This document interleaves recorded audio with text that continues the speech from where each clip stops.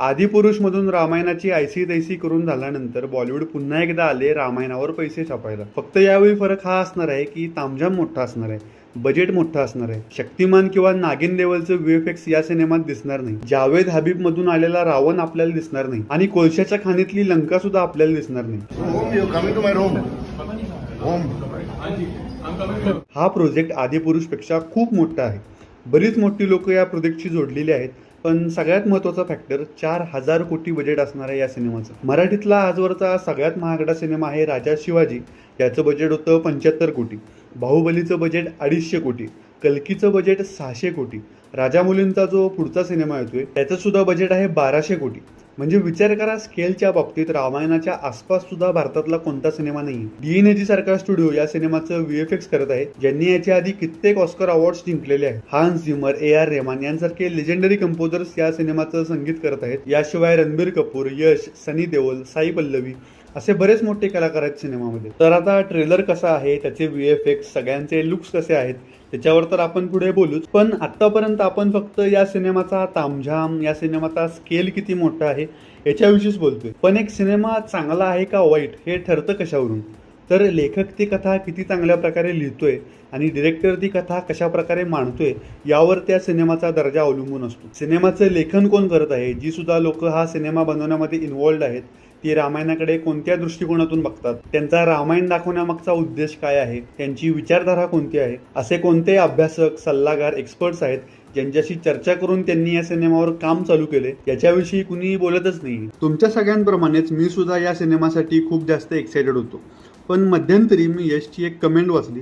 यश या सिनेमात रावणाची भूमिका तर करतोच आहे, पण तो या सिनेमाचा प्रोड्युसर सुद्धा आहे. त्या कमेंटबद्दल मी जास्त काही बोलणार नाही, तुम्ही स्वतः वाचा आणि त्यातून तुम्हाला जो अर्थ काढायचा आहे तो काढा. पण त्यानंतर या सिनेमाचे दिग्दर्शक नितेश तिवारी यांचंही एक विधान समोर आलं. ते म्हणाले की या सिनेमात रावण हा ट्रेडिशनल विलन नसणार आहे, आम्ही त्याला एक लेअर्ड कॅरेक्टर म्हणून दाखवणार आहोत. म्हणजे त्याची एक ह्युमन साईड, त्याची एक पॉझिटिव्ह साईड सुद्धा प्रेक्षकांसमोर मांडली जाईल. तर माझा साधा प्रश्न आहे या सिनेमाच्या मेकर्सला. मी स्वतः रामायण वाचलं आहे वाल्मिकींचं, ऑफकोर्स तुम्ही सुद्धा वाचलंच असेल. जर वाल्मिकी स्वतः रावणाला पहिल्या पानापासून शेवटपर्यंत नकारात्मकच म्हणत आहेत, अधर्मीच म्हणत आहेत, तर तुम्ही कोण आहात त्याची ह्युमन साईड दाखवणार आहे? आता मला माहिती आहे की काही जण कमेंटमध्ये येऊन म्हणतील की अरे रावण तर हुशार होता, विद्वान होता, खूप चांगला प्रशासक होता, बऱ्याच कला त्याला अवगत होत्या, तो शंकराचा भक्त होता. तर रावणामध्ये हे सगळे गुण होते, ही गोष्ट कुणीच नाकारत नाही. मुळात इथे मुद्दा काय आहे की रामायण हजारो वर्षांपासून आपल्याला का सांगितलं जात आहे, आपल्या आजी आजोबांनी आपल्याला का सांगितलं, जितकेही मोठे राजे महाराजे होऊन गेले किंवा जिजाऊंनी शिवरायांना रामायणाच्या कथा का सांगितल्या. एखादी कथा जर एक संस्काराचा भाग म्हणून सांगितली जात आहे तर त्यामागे नक्कीच काहीतरी कारण असेल ना. तर रामायण आपल्याला काय शिकवतं? रावणासारखा बलाढ्य राजा, ज्याने अख्खं जग स्वतःच्या पायाखाली आणलं होतं, ज्याने कित्येक देवदैत्यांचे पराभव केले, जो प्रचंड शक्तिशाली होता, बुद्धिवान होता, तो रावण फक्त स्वतःवर विजय मिळवू शकला नाही, स्वतःच्या वासनेवर विजय मिळवू शकला नाही, म्हणून सगळं काही गमावून बसला. माणसाचा अहंकार, माणसाचा लोभ आणि माणसाची वासना त्याचा शेवट कसा करते हे आपल्याला रामायणामध्ये दिसतं. आणि दुसरीकडे राम, जो कायम नीतीच्या मार्गाने चालला, धर्माच्या मार्गाने चालला, फक्त एका वचनासाठी त्याने सिंहासनावर लाथ मारली, स्वतःच्या चारित्र्यावर कधी डाग पडू दिला नाही, तो राम शेवटी विजयी झाला. आजही एक आदर्श राजा म्हणून आपण त्याचं नाव घेतो, त्याला देव म्हणून पूजतो. आता मला या सिनेमाच्या मेकर्सला विचारायचं आहे की तुम्ही नक्की काय करत आहात? तर तुम्ही रामायण सांगण्याचा जो उद्देश आहे तो उद्देशच बाजूला ठेवत आहात. तुम्ही रामाला आणि रावणाला एकाच लेवलवर आणून उभे करताय. तुम्ही काय दाखवताय?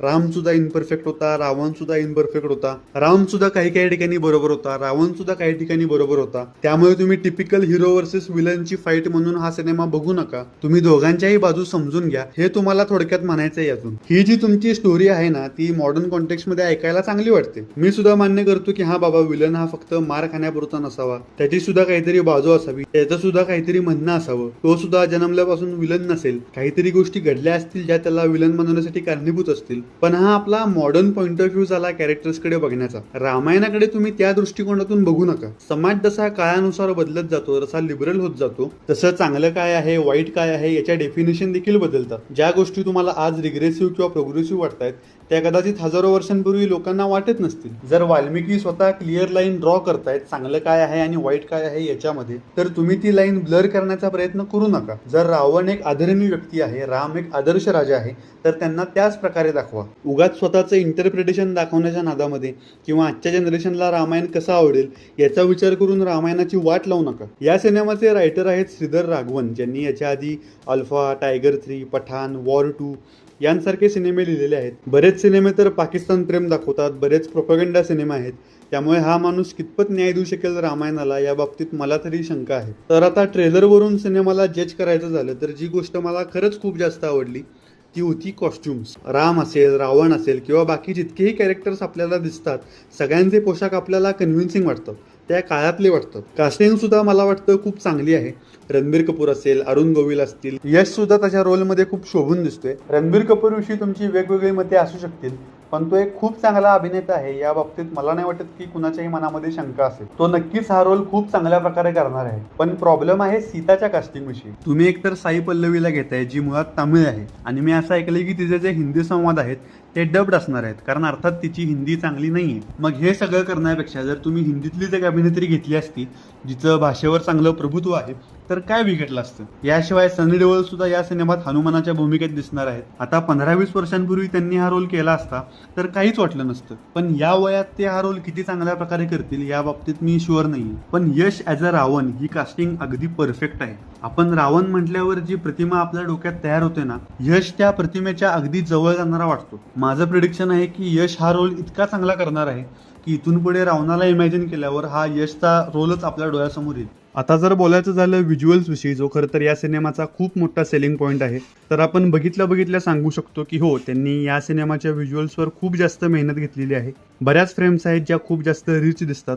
याचा टीझर पाहताना जो एक आर्टिफिशियल फील जाणवत होता तो याचा ट्रेलर पाहताना जाणवत नाही.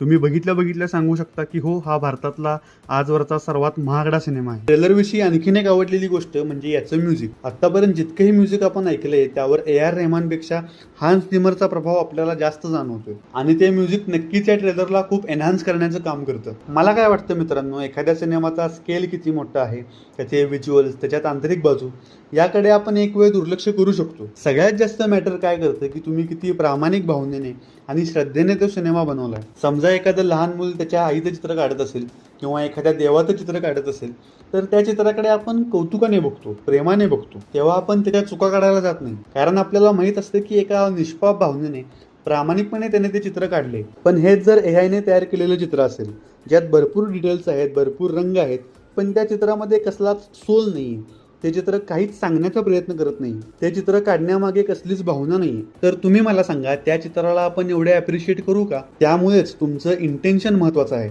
तुमची भावना महत्वाची आहे. तुमचं इंटेन्शन प्रामाणिक आहे हे जर प्रेक्षकांना समजलं तर प्रेक्षक तुमच्या सिनेमाला खूप जास्त मोठं करतील. पण तुमचं इंटेन्शनच वाईट असेल, उद्देशच वाईट असेल, तर या मोठ्या तामझामाचा, मोठ्या बजेटचा काही उपयोग होणार नाही. तर एवढंच होतं मित्रांनो आजच्या व्हिडिओमध्ये. तुम्हाला रामायणाचा ट्रेलर कसा वाटला मला कमेंट बॉक्समध्ये नक्की कळवा. हा व्हिडिओ पाहिल्याबद्दल तुमचे खूप खूप आभार. धन्यवाद.